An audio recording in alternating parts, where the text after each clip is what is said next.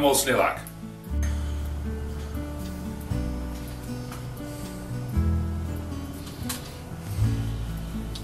Well, let's set up to cut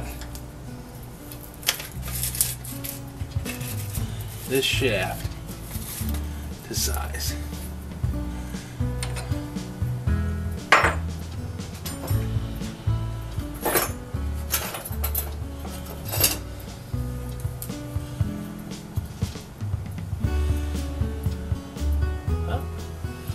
Right on dead center, just where we want to be.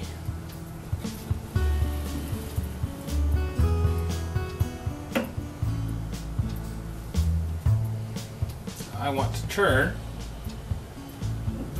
this shaft so that I have a match to the old shaft. There's that. And that's the distance to the old bearing.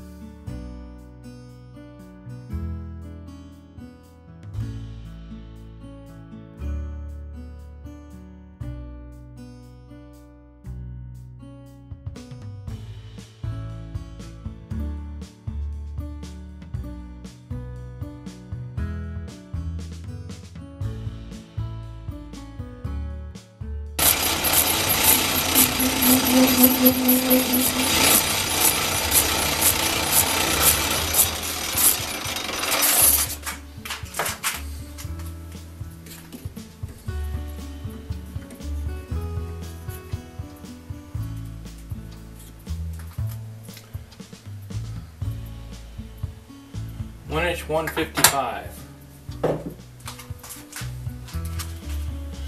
Okay, so that means I have to take it down 155 thousandths. That's a full turn from where I'm at.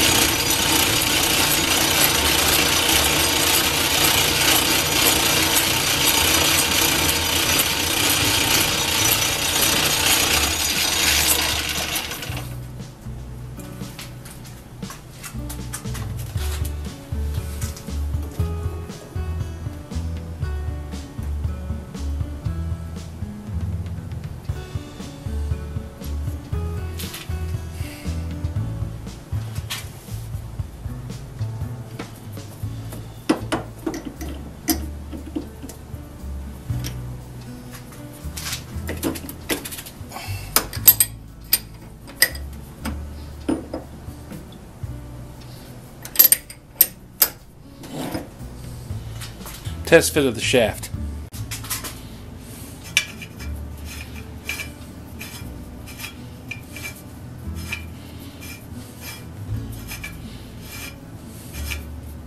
I decided against line boring the casting because the casting appears to be hardly worn at all. The shaft was worn away, but the casting is worn very little. And by the time I dress these shafts down, these shaft bearings down, I'll be able to make them fit those casting bores pretty closely. Bottom one's a little bigger than the top one.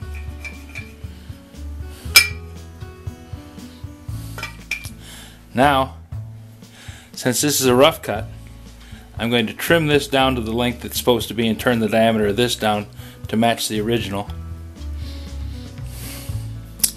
Which, as time goes on, I'm thinking more and more that this was something that somebody made as a replacement. It's got too many odd things going on with it. The cuts in it, the finish is odd. Just doesn't look like something that a factory would spend time making a little cove on that one and do such a bad job on this facing, because it really doesn't rub against the housing at all. It stops there.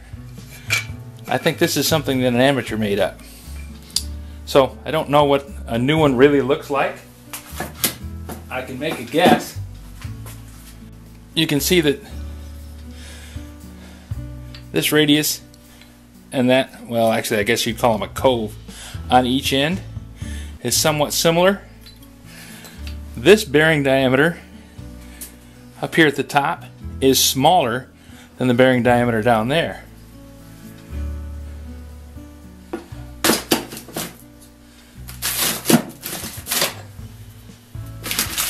So when you compare these two, one against the other, they don't match.